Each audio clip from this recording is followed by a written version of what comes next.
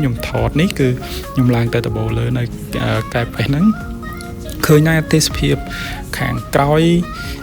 កែបគឺស្អាតមែនទែនដោយសារយើងមើលឃើញភ្នំអញ្ចឹងណាទេសភាពភ្នំពណ៌បៃតងទៀតអើយអ្នកទាំងអស់គ្នាឃើញហើយស្រស់ស្រាយមែនទែនហើយបាទសួស្តីអ្នកទាំងអស់គ្នាអញ្ចឹងនេះគឺជាដំណើរកម្សាន្តថ្ងៃទី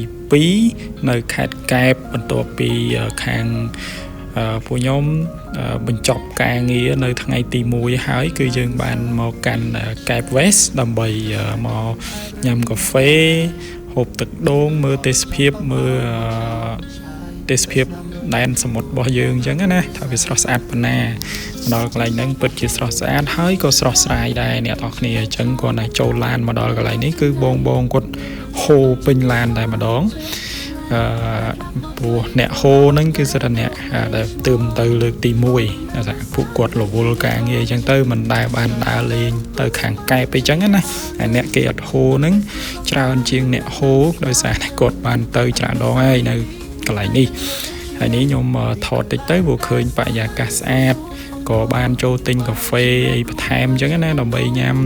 កាហ្វេថែមទៀតព្រលឹមឡើងអត់កាហ្វេមិនកើតទេហើយនេះគឺជាស្រីស្អាតរបស់យើងដែលខ្ញុំបាញ់ថាអ្នកលក់ដូងណាបាទហើយទេសភាពនៅ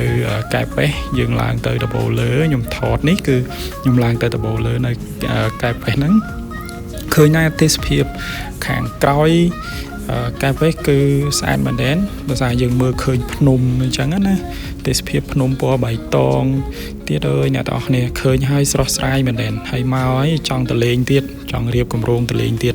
នេះដែនសមុទ្ររបស់យើងមានភ្ញៀវទេសចរគាត់ជិះទូកទៅលេងតាមកោះតាមអីអញ្ចឹងណាបាទហើយនេះខ្ញុំមកចូលមកដល់គឺយើងថតមួយសិនហើយរូបភាពដែលខ្ញុំបំបញ្ញបានតាមរយៈទូរស័ព្ទដៃស្រីស្អាតរបស់យើងប្រចាំបេងហើយរូបខ្ញុំអាចចាត់ទុកថាប្រុសសង្ហាមួយដែរបាទហើយនេះខ្ញុំហើយអញ្ចឹងនៅនឹងយើង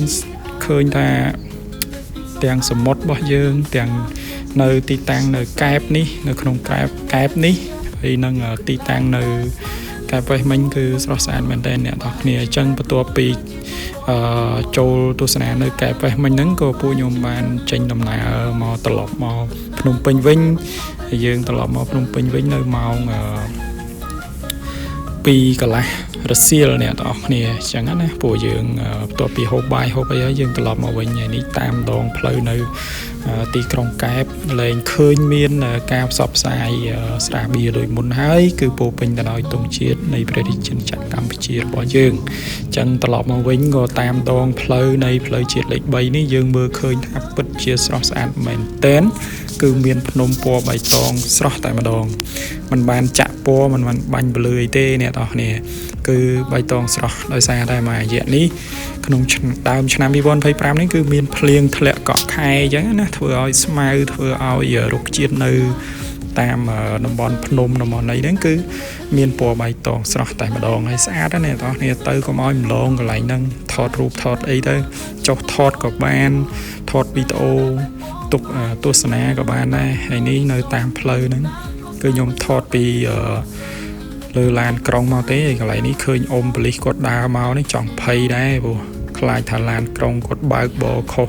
ឬក៏លើសល្បឿនមិនអីចឹងខ្លាចចាប់អីចឹងណាតាមពិតអត់ទេគាត់មកស្រួលចរាចរឲ្យសោះអ្នកនរនិយាយចង់តឡាន់ចឹងអត់មានអីច្រើនទេនៅក្នុងវីដេអូនេះគាត់នៅចង់ share ឲ្យអ្នកនរគ្នាចង់ចែកម្លែកឲ្យបងដែលមិនទាន់បានទៅលេងមិនទាន់បានធ្វើដំណើរតាមផ្លូវជាតិលេខ3ទៅខាងកែបអីចឹងណាយើងអាចមានពេលទៅដំណើរកម្សាន្តម្ដងទៅជុំគ្រួសារថតរូបស្អាតលេងដូចនៅក្នុងវីដេអូដែលខ្ញុំបានបង្ហាញនឹងឯងនៅប្រទេសយើងមានកន្លែងកម្សាន្តជាច្រើនអ្នកទាំងអស់គ្នាដែលបងប្អូនខ្លះគាត់មិនទាន់បានទៅដល់អ្នកខ្លះក៏បានទៅច្រើនកន្លែងអ្នកខ្លះក៏ទៅលេងហើយក៏បានទៅលេងនៅក្រៅប្រទេសទៀតដែរអញ្ចឹងណាហើយវីដេអូនេះគឺខ្ញុំថតមកចែកលេខទៅបងប្អូនទាំងឡាយណាដែលគាត់មិនទាន់បានធ្វើដំណើរកម្សាន្តទៅកែបទៅកពតហើយឃើញទេសភាពតាមដងផ្លូវដ៏ស្រស់ស្អាតបែបនេះអាចសាកទៅម្ដងជុំគ្រួសារឬក៏មិត្តភ័ក្តិបងប្អូនអីចឹងណាអ្នកទាំងអស់គ្នា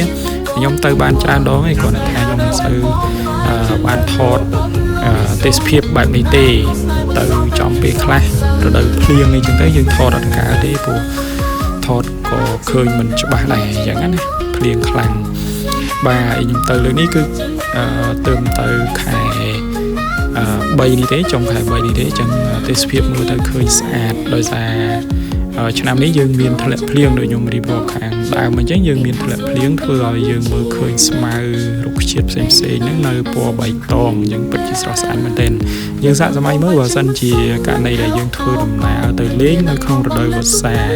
ដែលជារដូវដែលធ្លាក់ភ្លៀងខ្លះហើយអញ្ចឹងណាអញ្ចឹងមិនដឹងថាតាមផ្លូវនេះគឺស្អាតប៉ុណ្ណាទៅដងផ្លូវយើងក៏ស្រស់ស្អាតយើងមានភ្នំយើងមានរុក្ខជាតិក៏មានពណ៌បៃតងច្រើនដែរអ្នកនរគ្នាទីកន្លែងនេះគឺស្អាតមែនទែនបើសិនជាយើងមានកាមេរ៉ាមានអីល្អយើងអាចថតរូបថតវីដេអូឲ្យបានកាន់តែច្បាស់ទៀតនេះខ្ញុំថតទូរស័ព្ទដៃហ្នឹងអ្នកនរគ្នាអញ្ចឹងមើលទៅវារៀងស្អាតតិចតួចដោយសារយើងអត់បានចាក់ពណ៌ឆ្អីគឺយកពណ៌ធម្មជាតិថតមកបានប៉ុណ្ណាគឺខ្ញុំយកមកប៉ុណ្្នឹងតែម្ដងជឿនៅតាមដងផ្លូវយើងមើលឃើញថារឿងមួយទៀតនៅតាមដងផ្លូវដែលខ្ញុំមើលឃើញហ្នឹងគឺអត់មានដាក់ផ្លាកស្រាបៀរទេផ្សព្វផ្សាយស្រាបៀរទេអញ្ចឹងវាជារឿងមួយល្អដែរសម្រាប់បងប្អូនយើងដែលតែងតែគ្រប់គ្រងក្នុងការមិនមានការផ្សព្វផ្សាយស្រាបៀរនៅតាមដងផ្លូវសាធារណៈផ្សេងហើយធ្លាប់មានប្រតិកម្មពីមុនមកដែរនៅខេត្តកែបដែលយើងធ្លាប់ប្រតិកម្មថាមានដាក់ប៉ាណូស្រាបៀរធំនៅទីក្រុងកែបដែលខ្ញុំថតវីដេអូនៅក្នុងក្រុងកែបមិញហ្នឹងណាឥឡូវយើងអត់មានទេនៅក្រុងក៏អត់មាននៅតាមជាយក្រុងនេះក៏អត់មានដែរគឺមានតែផ្លាក